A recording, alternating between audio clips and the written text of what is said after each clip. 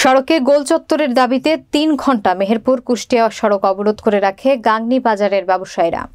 বিস্তারিত থাকছে মেহেরপুর নিজস্ব প্রতিনিধির প্রতিবেদনে। শনিবার গাংনী বাস স্ট্যান্ডে সকাল ৯টা থেকে দুপুর ১২টা পর্যন্ত সড়কে গাছের গুঁড়ি ফেলে সড়ক অবরোধ করে রাখে ব্যবসায়ীরা। ফলে মেহেরপুর কুষ্টিয়া সড়কের সকল ধরনের যানবাহন চলাচল বন্ধ হয়ে যায়।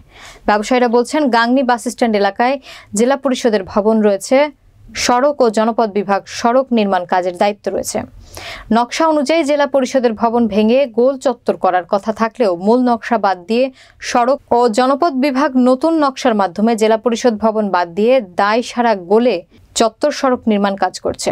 ফলে গোলে চত্বর থেকে বঞ্চিত হচ্ছেন গাংনী এলাকাবাসী। মেহেরপুর জেলা প্রশাসকের নির্দেশ অনুযায়ী গাংনী উপজেলা নির্বাহী অফিসার প্রীতম সাহা তাৎক্ষণিকভাবে গাংনী বাস স্ট্যান্ড এলাকায় উপস্থিত হয়ে বিষয়টি সমাধানের আশ্বাস দিলে অবরোধকারী ব্যবসায়ীরা অবরোধ তুলে নিয়ে ব্যবসা প্রতিষ্ঠান চালু করেন।